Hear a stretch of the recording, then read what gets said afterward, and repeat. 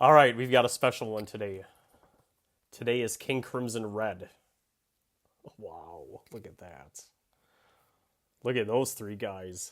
Released October 1st, 1974. 6 months after Starless and Bible Black by King Crimson. And this one has Red. 5 songs, 40 minutes. Produced by King Crimson, which is these three guys, Robert Fripp, Bill Bruford, John Wetton. Wow. Progressive rock, progressive metal, heavy metal, art rock, album rock. That's pretty much what this is. I don't know if it's metal, but it's pretty heavy, and produced by King Crimson. Typically Robert Fripp and Pete Sinfield used to produce these King Crimson records, and of course Pete Sinfield went away. But what I had read about this record was Bob Fripp was just like losing interest and frustrated, and he started allowing Bruford and Wetton to make more decisions about what the album should sound like, and that had a huge influence on this. And what I had read about it was Bob Fripp said that Wetton and Bruford were like a flying brick wall, which is an awesome statement, and that's what this album is. So that's the band: Fripp, Bruford, and Wetton. Fripp's on guitar and mellotron, and Bruford is the drummer and percussion. Wetton is singing, and he's playing bass, of course. And what else? Cross. He got fired. So he's not on this album, although you can see it right here. He's credited David Cross. He plays the violins on Providence, and he even has 2 writing credits, one for Providence and one for Starless. And then Mel Collins, he's back. He hasn't been around for a while, but he's playing soprano sax. And then Ian McDonald, he's playing alto sax. Now, you might remember him. He's on In the Court of the Crimson King. He has tons of writing credits on that album, including the title track. It's not, the title track is not the exact same name as the album, but that's how I think of it. It's In the Court of the Crimson King. And then In the Wake of Poseidon, he's on that too. He wrote the song Cat Food. So Ian McDonald is a big King Crimson, and they brought him back for this album to do the saxes. And then Robin Miller is playing oboe. I could hear oboe in Fallen Angel, and I'll talk about that when I get there. But by the way, Robin is a man, like Robin Yount, not like Girl Robin on TV. No, Robin is a man. Robin Miller on oboe. And then Mark Charig is back, and he's on cornet. And I thought I could also hear the cornet on Fallen Angel, but on other songs for sure. And he played on Lizard and Islands, and he's part of the big Keith Tippett. He's a big Keith Tippett guy, Keith Tippett was a jazz pianist, and he played on Lizard, and he might have played on Islands, and he might have played on Poseidon. I can't remember at the moment, but he did a lot for King Crimson. So Mark Charig is back, but not Keith Tippett. But that's the deal. Okay, what's the deal here? This is Red. This is like supposed to be not an odometer. What's the one? What's the one on the car where you can redline? I think that's where it comes from. Red, right? So that's a gauge from a car. And this is just one page. There's nothing to open. There's no lyrics. This is a very old CD. These were printed in '89. At least that's what I looked it up. I searched for the serial number, and that's what you get. It's got a very, very plain disc, and it says E.G. King Crimson Red, and that's it. That's the disc right there. Okay. The back just has King Crimson and Red, and then it says the names of the songs and who wrote the song and how long the song is, and it says produced by King Crimson for EG Records. Okay, so that's it.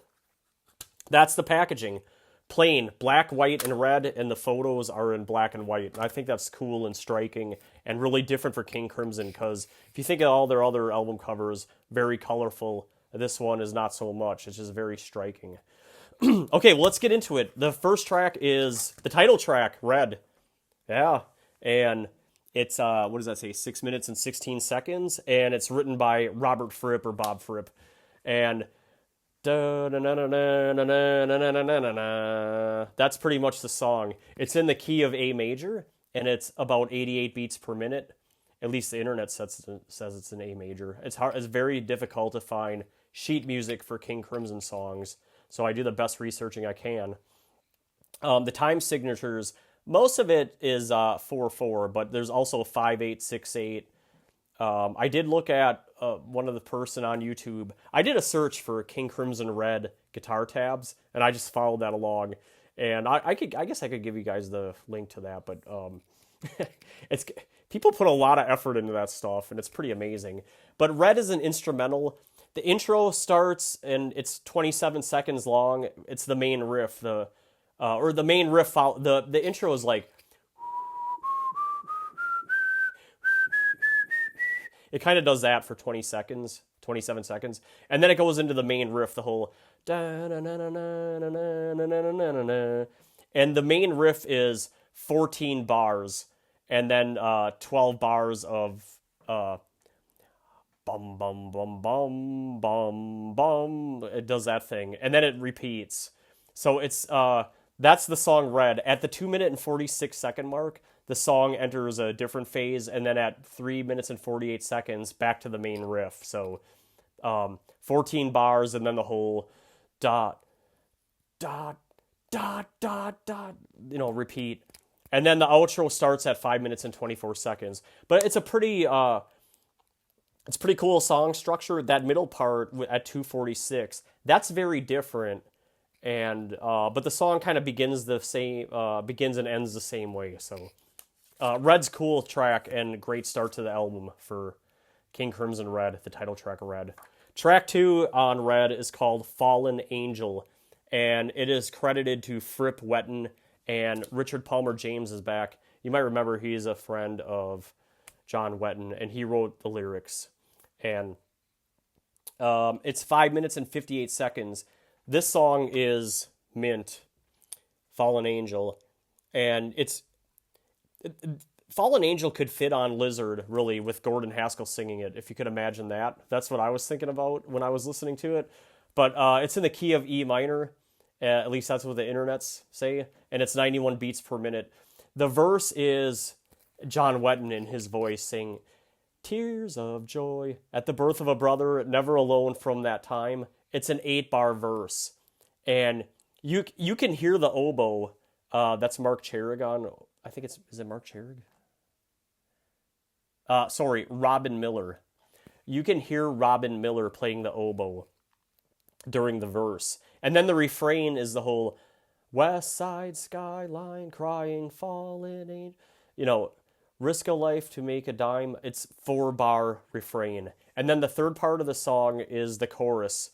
He just sings, "Fallen Angel." He sings it twice. And what's different about the chorus is it switches from 4/4 time to like 3/4 time. Like 1, 2, 3, 1, 2, 3. Pretty good tempo in 16. I counted at 16 bars.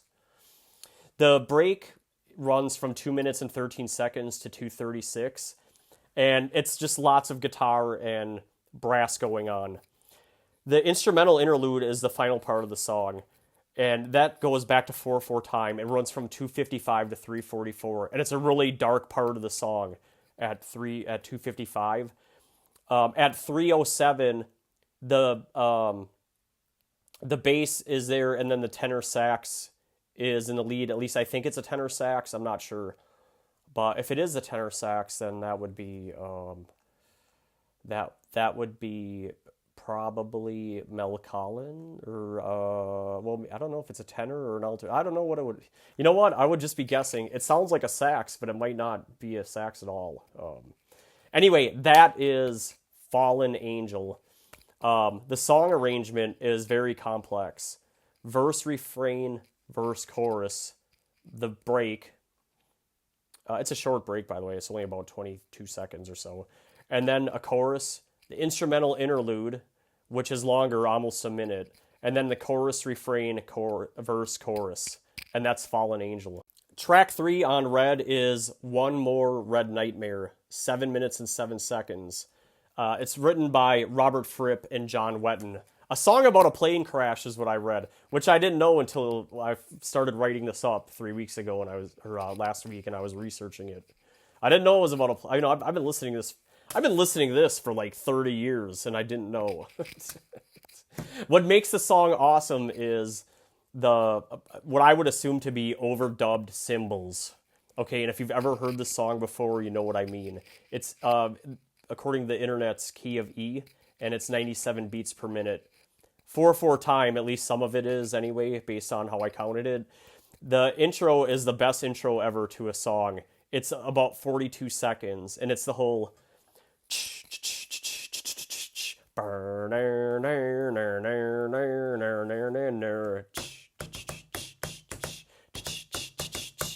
it does that kind of thing. It's just awesome. The verse is Pan American Nightmare, 10,000 feet, fun fair, convinced that I don't care, safe as houses, I swear. It's 8 bars. And then the refrain is John Wetton basically belting out One More Red Nightmare. And it's 2 bars and then some, what sounds to me in my brain when I counted it, sounds like some 6/8 bars. Okay, 6/8, so like triple eight, or 1 2 3 1 2 3, like that. And then back to the intro style reboot of the song. So it kind of starts over. The next part of the song is an instrumental break. It runs from 1 minute and 3 seconds to 1 minute and 45 seconds, or about 42 seconds total. It's like that intro that I was just talking about. So it starts over. Then there's a second instrumental break in the song, which includes a sax solo. Okay, that break runs from 2:06 to 4 minutes and 41 seconds. And what you're going to hear are like arpeggiated Robert Fripp type guitar playing with a big booming bass behind it. And then the sax solo starts at 3 minutes and 6 seconds. And this part of the song also, to me, sounds like it's in 6/8 time. And like I said, I'm not sure without actually seeing sheet music, but that's what it sounded like to me. The outro with sax solo at the end starts at 5 minutes and 7 seconds. It's kind of like a prolonged outro, so 2 minutes flat. And the sax solo part of it starts at 5:19. And that's just one of the coolest songs you'll ever hear is One More Red Nightmare. And one of the reasons why, frankly, Bill Bruford is I'll just say it, he's my top favorite drummer. The song structure is intro, verse, refrain, instrumental break, verse, refrain, instrumental break with a sax solo, verse, refrain, and then a final instrumental sax solo. That functions as the coda or the outro or whatever you want to call it. Track 4 is Providence. It is written by David Cross, Robert Fripp, John Wetton, and Bill Bruford. It's 8 minutes and 6 seconds long. It's a long song. And the album version is an edit from the original improv that they did at the Palace Theater in Providence, Rhode Island, back in June 30th, 1974. That's where they got the name for the song, was Providence, Rhode Island, because that's where they played it. So they just named the song Providence. Which, by the way, is something they did, if you've ever listened to Heavy Construction. Well, about every other song is an improv, and they just named it after the city. Like there's one called Berlin. Okay? Anyway, I digress. It's in the key of B, says Chordify.net. I don't have high confidence in that, but since only 18 users have worked on that Chordify, it might be B. I don't know. I'm guessing. The instrumental Providence, the improv, the main feature of this song is David Cross on the violin. Now, I had read he got let go by management. There's a whole, if you want to read about it, you can find the Wikipedia story, and I'm sure there's a bunch of other stories about it out there. But David Cross on violin, I wish he had stayed in the band. At 3:39 is the ultra scary part of the song, Providence. And then the song picks up around 5 minutes and 15 seconds. And again, just like Starless and Bible Black, which I did the song review for earlier this week, like that song, Starless and Bible Black, Providence could fit pretty good on the record in the Court of the Crimson King, in the vein of Moonchild, but with a big ending and a slow start, again, like Starless and Bible Black. So similar but opposite seas of Moonchild. Okay, does that make sense? Probably not, but that's Providence. Track 5 is called Starless. It's the final track on the album, and it is written by Cross, who gets writing credit, Fripp and Wetton, and Richard Palmer James. It is 12 minutes and 18 seconds. You could say that's an epic. I think anything longer than like 9.5 minutes is epic. What's the deal with Starless? It's a show closer for King Crimson. Either something they play last, or I think they played it last when I saw them in concert. Or it could be something that they could play right before the encore. It's a show closer, okay? Genius says lyricist Richard Palmer James described the lyrics being impressional lyrics about the breakup between two close friends. And the main feature of Starless, well, there's a few things, but you cannot ignore the big mellotron in the song that runs through most of the song. I mean, it is just like right in your face. And the light guitar playing by Fripp. Da do do do do do do. You know what I mean at the beginning. Okay, anyway, it's in the key of G minor according to Chordify.net, 120 beats per minute, and it's in most of the songs in 4/4 time.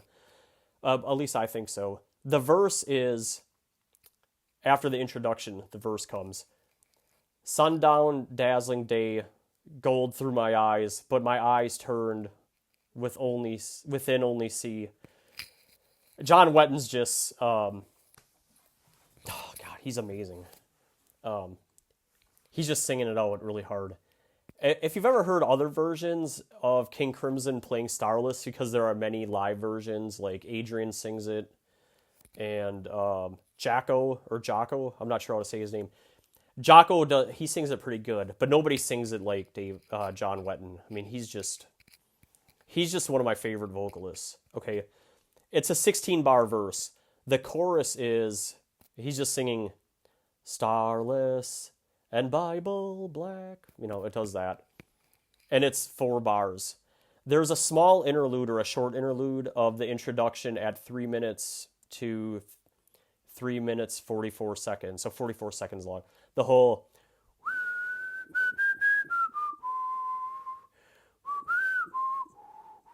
that whole thing. It's just an amazing song, really. And then there's another instrumental that starts at 4:22. So that instrumental is most of the song. And if you've ever seen a live version, like on Monkey Mind, or they just really blow it out. I mean, it's amazing. The album version is great. It's terrific, though. It's perfect. It's one of the best movements of music you'll ever hear. It's minimalist at first with just Fripp and Wetton. Then the screeching sound kicks in. At 5 minutes and 30 seconds, the drum thing starts.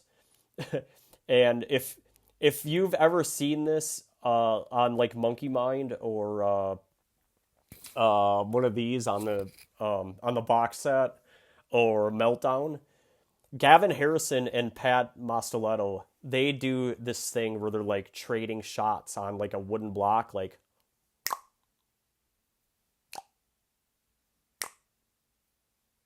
and they just go back and forth like that. And the whole time Fripp's doing the whole din, din, da, dun, da, dun, da, that whole thing. Okay, and then at 6 minutes and 42 seconds, Bill Bruford starts playing a little beat with all that same stuff going on. The block's still going. Fripp's still doing the ding, ding, da, ding, da, ding, you know, that thing. And then the bass is there, and the wooden block is still going. At 7:54, the band gets louder, and Fripp is playing a higher register than he was before. Like, it's a noticeable increase in energy. At 8 minutes and 46 seconds, there's a big change in the music. The do that whole part. At 9 minutes and 11 seconds, the tempo gets fast and the sax solo starts. And it seems to switch. When I was counting, it's like 7 beats per measure. So I don't know if that's 7/4 time or 7/8 time, but 1, 2, 3, 4, 5, 6, 7, 1, 2, 3, 4, 5, 6, 7. And I'm guessing that's Mel Collins playing this really awesome solo, which if you've ever seen Monkey Mind, he does it. Thanks. Thanks, Apple. Uh, he does it amazing. Let's see, where was I? At 10, I got distracted by the thumbs up thing. I don't know why I did that. At 10 minutes and 28 seconds, there's a big jam. And then the end of the song at 11:21, the big ending starts where it starts like the beginning, except Wetton is just hammering away on the bass. And to me, it's the best part. And they can't replicate that in live versions.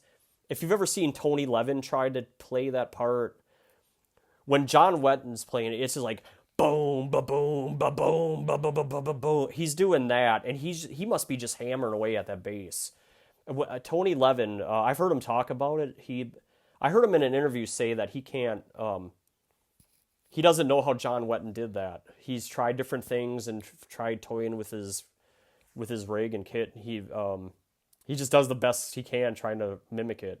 But it's not like the album version, or if you've ever heard the version on the live King Crimson album called USA, John Wetton's doing the same thing. I mean, it's fantastic.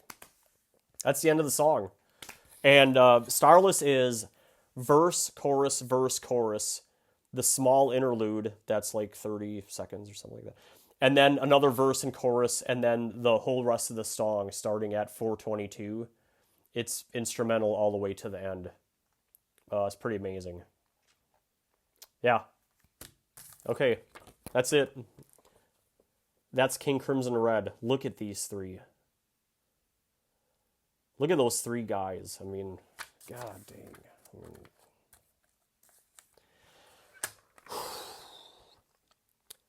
Let's get to the summary. It's best-selling album says it only sold 889 copies, which is laughable. I mean, that's not right. I don't know where they get that number from. It charted number 45 in the UK, and it charted number 66 in the United States. Now, that's not awesome. And King Crimson they're just not a popular band. It's my favorite band, but they're just not like, they're never going to be huge. They've got a cult following, and that's about it. I guess I'm in the cult. ProgArchives.com gives it a 4.57 based on 3,776 ratings. That's good for 2 spots higher than Larks. I'm sorry, I read that wrong. It's good for number 2, higher than Larks, but less than In the Court of the Crimson King. So it's number 2 for King Crimson. But in the top all-time ProgArchives.com list, it's number 8 overall. Okay, this is probably my favorite album. I mean, I don't know what's better than this. Not much. Allmusic.com gives it a 4.5. The writer Bruce Eder describes it as put together by a band in its death throes, makes it all the more impressive and an achievement. Now, what he's referring to is, Fripp basically ended the band, and they never went on tour. And I don't know, King Crimson to me is sort of like Rush, where Rush has, in my mind, 5 stages. They got, every stage ends in a live album, so you've got All the World's a Stage, Exit Stage Left, different stages, and then you've got the R40 thing, I guess, would be the final stage. Rush has 5 stages. King Crimson has, like, I don't know, if you've ever gone to their website, Robert Fripp's got this whole write-up about 1, 2, 3, 4, 5, 6. He's got like 8 or 9. To me, it's like,